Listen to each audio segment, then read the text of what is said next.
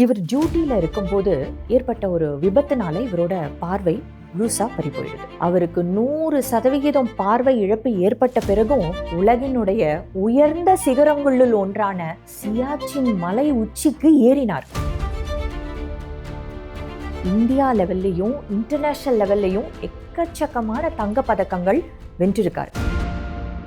நண்பர்களே, நான் உங்கள் தீபா பிரதீப். நிறைய சமுதாய பணிகளை செஞ்சுட்டு வர யான் அறக்கட்டளையோட ஒரு அங்கம் தான் இந்த சேனல். தமிழ் மொழியையும் நம்முடைய இலக்கிய செழுமைகளையும் பரப்புற நோக்கத்தோட எந்தவித லாப நோக்கமும் இல்லாம யான் தமிழ் சேனல் செயல்பட்டு வருது.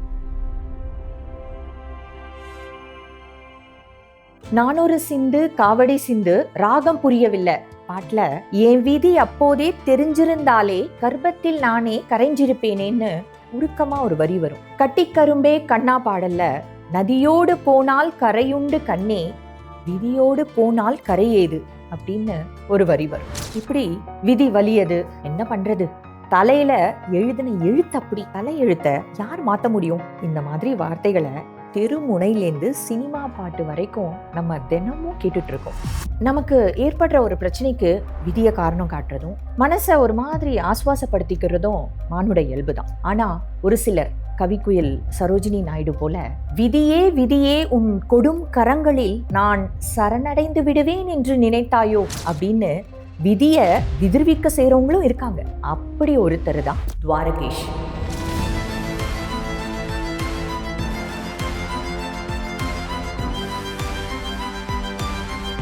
இன்னும் முழுசா சொல்லணும்னா லெப்டினன்ட் கர்னல் துவாரகேஷ். இவரு கோயம்புத்தூரை சேர்ந்தவர், மிலிட்ரி இன்ஜினியரிங் படித்தவர். இந்தியன் ஆர்மியில இன்டெலிஜென்ஸ் டிபார்ட்மெண்ட்ல வேலை பண்றாரு. 36 வயசாகுது. இவர் டியூட்டியில இருக்கும்போது ஏற்பட்ட ஒரு விபத்துனால இவரோட பார்வை முழுசா பறி போயிடுது. தொடர்ந்து பணி செய்ய முடியாத நிலைமை. ஆனா துவாரகேஷ் துவண்டு விடல. நீண்ட போராட்டங்கள் நடத்தினதுக்கு பிறகு இந்தியன் ஆர்மியிலேயே தொடர்ந்து பணி செய்ய அவருக்கு அனுமதி கிடைச்சது. அத்தோட நிக்கலங்க துவாரகேஷ். அவருக்கு 100% பார்வை இழப்பு ஏற்பட்ட பிறகும் உலகினுடைய உயர்ந்த சிகரங்களுள் ஒன்றான சியாச்சின் மலை உச்சிக்கு ஏறினார்.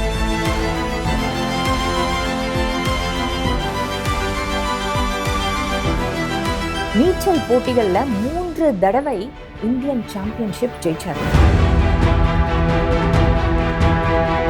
துப்பாக்கி சுடுறதுல இந்தியா லெவல்லையும் இன்டர்நேஷனல் லெவல்லையும் எக்கச்சக்கமான தங்க பதக்கங்கள் வென்றிருக்கார். இந்தியாவிலேயே விழி இழந்தோருக்கான துப்பாக்கி சுடுதலை முதல்ல துவங்கி வச்சது துவாரகேஷ் தான். விளையாட்டுல மட்டுமா, கல்வியிலையும் அவருடைய சாதனைகள் தொடர்ந்தது. முனைவர் பட்டம் முடிச்சு தேசிய தகுதி தேர்வுல உச்ச மதிப்பெண்கள் பெற்றார். மான் கி பாத் நிகழ்ச்சியில இந்திய பிரதமர் திரு நரேந்திர மோடி அவர்கள் துவாரகேஷ பாராட்டினது மட்டும் இல்லாம குடியரசு தின விழாவில் கலந்துக்க அழைப்பும் விடுத்தார். தன்னோட பார்வை பறிபோனது விதியினுடைய விளையாட்டு அப்படின்னு துவண்டு விடாம போராடி பல சாதனைகள் படைச்ச நம்ம கோயம்புத்தூர் துவாரகேஷ் அவர்களுக்கு டிசம்பர் 3ஆம் தேதி, அதாவது மாற்றுத்திறனாளிகள் தினத்தன்னைக்கு இந்தியாவினுடைய குடியரசுத் தலைவர் மிக உயர்ந்த விருதை கொடுத்து கௌரவிச்சார். கண் போன போக்குல காலையும் கால் போன போக்குல மனசையும் போக விடுற மனுஷங்களுக்கு மத்தியில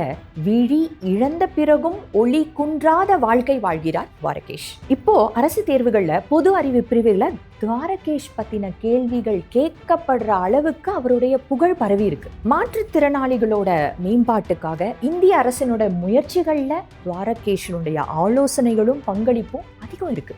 ஊழையும் உப்பக்கம் காண்பார் உழைவின்றி தாழாது உயற்றுபவர் என்கிறார் வள்ளுவர். ஊழ் அல்லது தலைவிதி வெல்ல முடியாதது என்பார்கள். ஆனா சோர்வின்றி உழைக்கிறவங்க அவங்களுடைய முயற்சியினால, பயிற்சியினால, தொடர்ச்சியினால அந்த ஊழையும் தோற்கடித்து விடுவாங்க என்பதுதான் ஐயன் வாக்கு. உப்பக்கம் அப்படின்னா உள்பக்கம், உழைவுனா நடுக்கம் அல்லது ஊக்கக்குறைவு. உயற்று அப்படின்ற வார்த்தைக்கு ஊக்கம் அப்படின்னு அர்த்தம். உயற்றுபவர் அப்படின்னா ஊக்கத்துடன் செயல்படுபவர் என்று பொருள். துவாரகேஷ் என்னும் வார்த்தைக்கு துவாரகையின் அதிபதி என்று அர்த்தம். துவாரகையோட அதிபதி யாரு? கிருஷ்ணன். கிருஷ்ணன் என்ன செஞ்சாரு? அநீதியை வீழ்த்தி அறத்தை நிலைநாட்டினார். நம்ம துவாரகேஷ் என்ன செய்கிறார்? விதியை வீழ்த்தி ஊழை தூளாக்கினார். நண்பர்களே, மீண்டும் உங்களை சந்திக்கும் வரை விடைபெறுவது உங்கள் தீபா பிரதீப். இணைந்திருங்கள் யான் தமிழுடன். உயர்வாய் அறிவாய்.